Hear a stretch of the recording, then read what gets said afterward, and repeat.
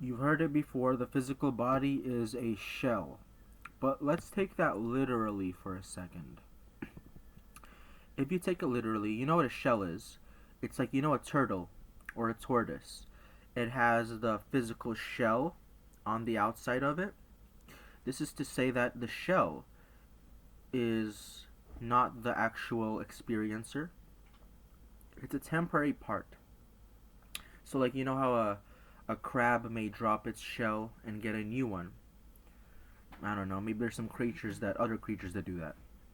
But if you're talking about a physical being, you're talking about, when you hear the word shell, you're not talking about that which perceives, sees the physical world, or hears it, or smells it, or tastes it, or touches it, or anything like that physical. You're talking about a shell. You're not even talking about the way it really fully looks, because a turtle or a tortoise or crab is more than just its shell. There's arms and face and stuff like that.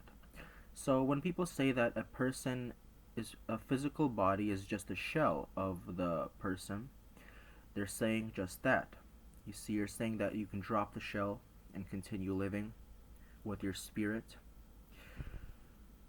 But since the shell in the metaphor doesn't actually see, it's the eyes that see, it's the nose that smells, etc. Dropping the shell, dropping the body off, doesn't prevent you from seeing. You see these eyes right here? These are peepholes into the physical world that are limited by this physical body that I'm in right now. So my physical eyes are limiting my actual view. In fact, they are a physical peepholes for the soul that sees. Because one minute the body's alive, it sees. The other minute it's dead, it's not seeing. It's the same exact thing with the nose that smells and the tongue that tastes. When you lose your body, you lose your shell.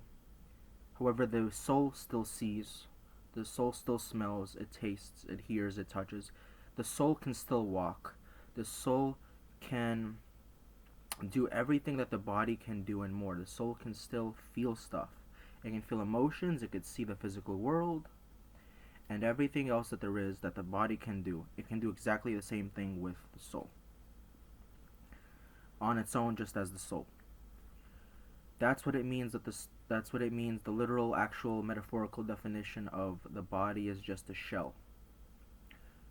The body is just a shell. You can do everything that you have with the body. That leads the question, why do we incarnate? There's a lot of theories. I haven't explored them yet. Maybe it's so we can continue our spiritual journey after we've kind of used the physical body as a mold. You know what I mean? But to change our spiritual appearance or something, I don't know.